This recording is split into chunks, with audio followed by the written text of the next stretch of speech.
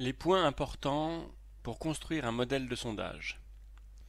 Si vous êtes un expert ou une corporation, vous vous préparez à rédiger un modèle de sondage, c'est-à-dire un questionnaire type qui sera repris et sans doute personnalisé par de nombreuses entreprises. Voici quelques points que nous allons revoir avec vous pour rédiger un modèle de sondage. Tout d'abord les questions fixées, les questions dont les réponses sont connues, le format des questions, les questionnaires privés ou publics et la validation d'un sondage. Pour un modèle de sondage donné, il y a bien sûr des questions essentielles à côté desquelles une entreprise ne doit pas passer et dont elles ne doivent en aucun cas modifier les termes et les options de réponse. Ces questions doivent être fixées. A contrario, il y a les questions optionnelles. Si vous décidez de ne pas les fixer, alors une entreprise pourra les supprimer ou simplement les déplacer. Notez que si vous pouvez obtenir les résultats statistiques anonymisés de l'ensemble des questions, seulement les résultats des questions fixées et donc inamovibles seront vraiment représentatifs. Alors comment fixer ou pas une question? Cela se fait dans la catégorie des attributs autres et permet qu'aucune entreprise ne puisse supprimer ou changer l'ordre de ces questions.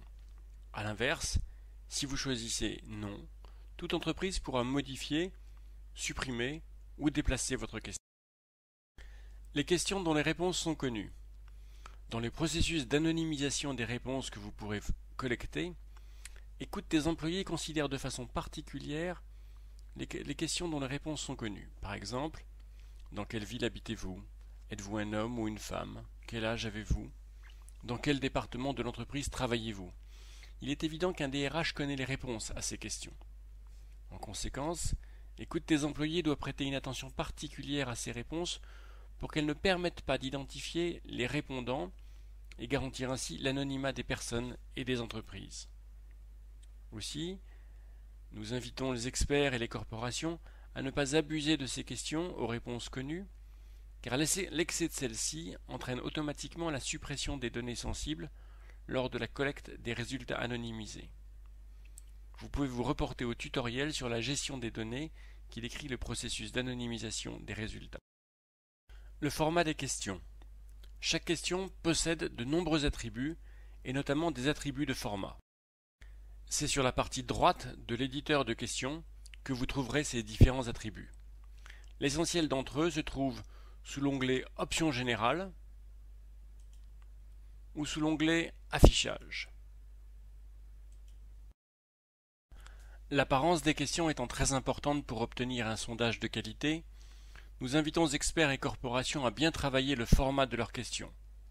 Vous penserez notamment au côté obligatoire ou non des questions, à la mise en place de filtres conditionnels, au nombre de colonnes sur lesquelles vous présentez vos options de réponse, à l'espace donné au champ de réponse,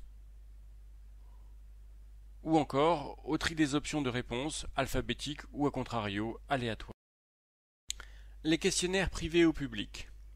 Vous pouvez destiner votre questionnaire à toute entreprise qui souhaiterait l'utiliser. Dans ce cas, votre questionnaire est public. Autrement, vous pouvez destiner votre questionnaire à une liste bien déterminée d'entreprises.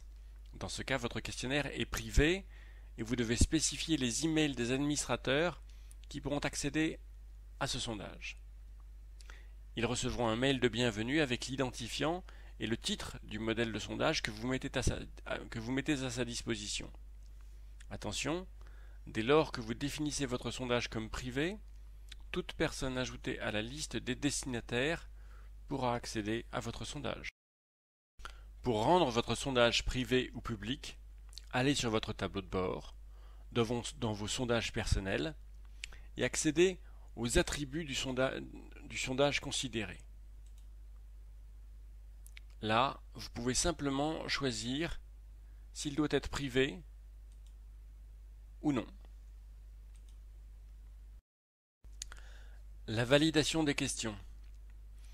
La validation des questions est l'étape ultime de la création d'un modèle de sondage. Au moment même où vous validez votre sondage, vous ne pouvez plus le modifier. S'il est public, vous le rendez visible à toute entreprise. S'il est privé, il reste bien entendu visible des destinataires identifiés.